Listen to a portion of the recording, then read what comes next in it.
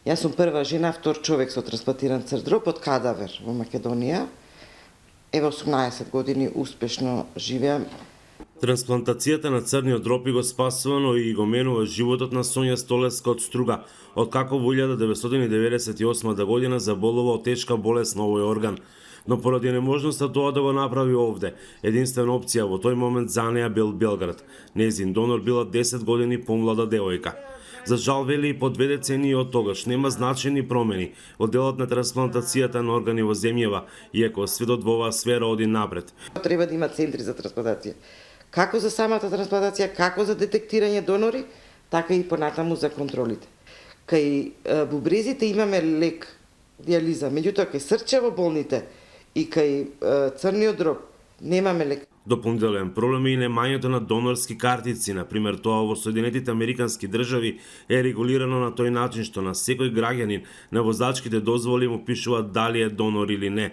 Пред околу 2 години Црвениот крст ја спроведе кампањата "Дарувајте органи, подарете живот" со цел да се информира јавноста за потребата од ова. Би било убаво да се регулира, значи, со закон дарувањето на органи од донатор, значи, на примател, и да постои можноста да секој човек што би сакал да дарува орган, значи да се изнесе пред неговото семејство, пред матичниот лекар и да му се дават, значи, картичка посебна за дарител на орган.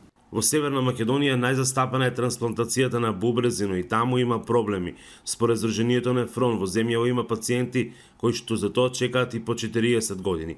Сепак во последните 3 месеци биле направени 6 трансплантации, иако скоро 3 години не била изведена ниту една.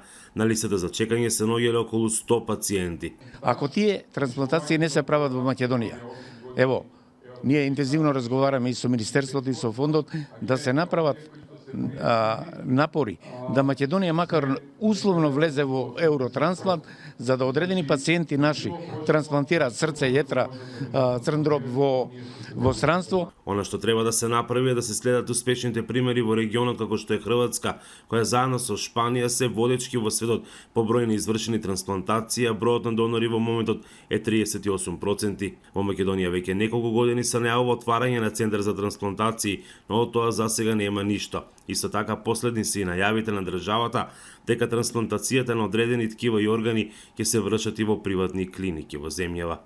Од Охрица, гласот на Америка, Мики Трајковски.